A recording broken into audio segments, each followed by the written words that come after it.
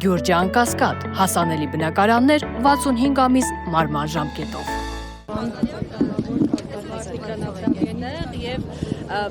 Ինչ է կարծում, հայ առաքելական եկեղեցին իրապես թիրախավորվում է, թե իսկապես Փաշինյանը վեհ առաքելություն ունի մաքրելու եկեղեցին։ Նախ ես ուզում եմ շնորհավորել մեր ժողովրդին կաթողիկե Սուրբ Էջմիածնի լուսավոր տոնի առիթով եւ օրվա խորհուրդը, որի համար նաեւ մենք բոլորս հավաքվել ենք ուխտագնացության դեպի Մայրաթոր Սուրբ Էջմիածին, նախ մեր աղոթքը ստան, մեր օրհնությունը ստանալու մեր սիրելի եկեղեցուց եւ նաեւ մեր զորակցությունը հայտնելու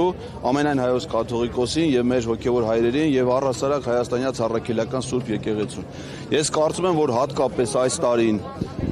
կաթողիկե Սուրբ Էջմիածնի տոն ունի առանձնակի կարեւորություն եւ նշանակություն հենց այն պատճառով, ինչպիսին որ ձեր հարցադրումներ, այսինքն եկեղեցու թիրախավորումը ադրբեջանաթուրքական ռեժիմի կողմից, նրանց կողմից, ում համար տոնը ոչ թե առաքելական եկեղեցու տոներն են, ոչ թե մեր Մայր Աթոռի տոնն է, այլ Կուրբան Բայրամը։ Եվ այդ Կուրբան Բայրամ տոնողների կողմից մեր եկեղեցին թիրախավորելը, մեր ժողովրդի դեմ պայքարը հենց ցույց է տալիս մեր ժողովրդի պատասխան ռեակցիան, որ մենք պատրաստ չենք ընկրկելու եւ միշտ կանգնելու ենք մեր հայրենիքում, մեր հողի վրա եւ պաշտպանելու ենք մեր բոլոր թանկ ու նվիրական արժեքները, այդ թվում եւ հայաստանյաց առաքելական Սուրբ եկեղեցին եւ նվիրական Մայր Աթոռը։ Փաշինյանը նաեւ նշել է, որ ով կանգնի իր դիմաց, բոլորին լրացնելու է, ասում է ակտիվացել են, պետք է պասիվացնել, ընդ որում ընդմիշտը։ Սա ինչպես կմեկնաբանեք եւ ինչպես է պայքարելու նրա դեմ։ Ճիշտ ասած, մի քանի օր, 2 օր առաջ իր դիմաց կանգնած էր Ռեջեփ Թայիփ Էրդողանը։ Ես չգիտեմ իրան ինքը լրացրել է թե չի լրացրել եւ ինչ վերաբերմունք է ինքը ունեցել, լիզել է արդյոք նրա կոշիկները թե չէ, որովհետեւ իր պատկերացրած դիվանագիտությունը դա կոշիկ լիզելով է արտահայտվում, բայց Նիկոլ Փաշինյանը չի, որ մեր ժողովրդի անունից պետք է որոշումներ կայացնի, նա այդ իրավունքը չունի, նա մեր ժողովրդի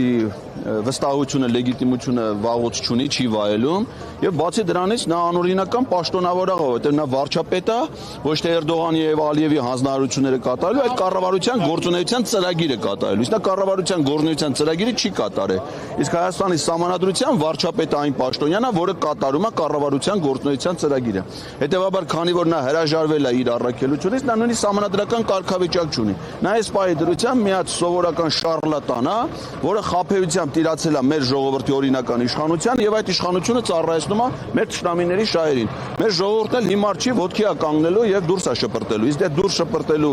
իրավական ձևը դա վարչապետին անվստահություն հայտնելու գործընթացն է, որը մեկնարկել է պարլամենտում, կա արդեն վարչապետի տեխնացու կամ падգամավորներ, որոնք նախաձեռնել են այդ գործընթացը, եւ ես կարծում եմ շատ կարճ ժամանակ անց այս գործընթացը առանձնակի թափ է հավաքելու, գիտեք ինչի է նման, սա ոնց որ այդ քպեականները մի հատ բանտի մեջ լնեն։ Իրանք իրականում բանտարկյալի կարգավիճակ ունեն, իրանք ազատ մարդիկ չեն, իրանք падգամավորներ չեն, որ իրանք կամքով որոշումներ կան։ Հիմա մեր խնդիրն է հավաքվենք, այսքանով գնանք, այդ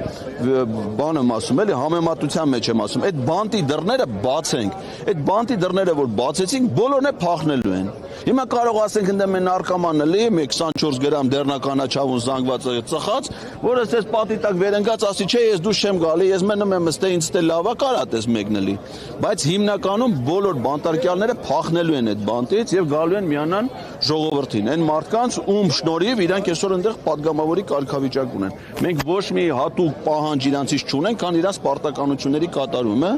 եւ շատ կարծում եմ խորհրդավոր է նաև այսօրվա նշանակությունը, որ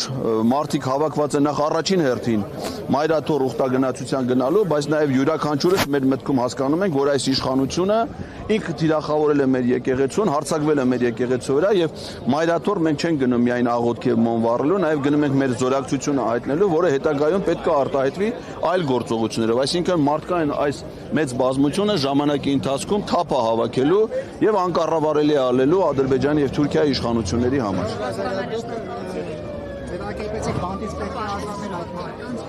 հիմա հարցս հետևյալն է լինելու, այդ բանտի դռները բացելու քայլեր երբեք անելու, այսինքն դուք հանդիպում եք հանձնաժողովների անդամների չեն։ Փակ է բանտի դուռը, չեմ կարող առանձին ամեն մի պատգամավորի առանձին հանդիպում նախաձեռնել Գիտեք ինչ, հիմա հենց այդ հանդիպումների չկայանալը իմ այդ բանտի դռների կողպած լինելու հետևանքն է, այսինքն Հակոբ Արշակյանը բանտում է, իրան թույլ չեն տալի, որ ինքը գա տեսակցության։ Ես հիմա գնում եմ ըստ էության բանտարկյալների հետ տեսակցության, որը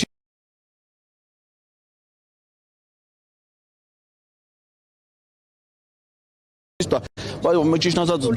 չէ, դատարկ ձեռով եմ գնում, կարող է դա համար չի լինի, բայց չգիտեմ, հաջորդ անգամ մի բան կտանեմ։ Բայց հիմա հենց այդ բանտարկյալ լինելու խորհուրդն է իրանց։ Հիմա երբ որ այդ բանտի դռները բացվի, նրանք բոլորը ազատություն են ստանալու։ Իսկ այդ բանտի դռները բացվել է, մեր ժողովուրդը կարծում եմ դրա կարողություն ունի։ Բացելու համար դուք ինչ կարելի եք անում, առանձին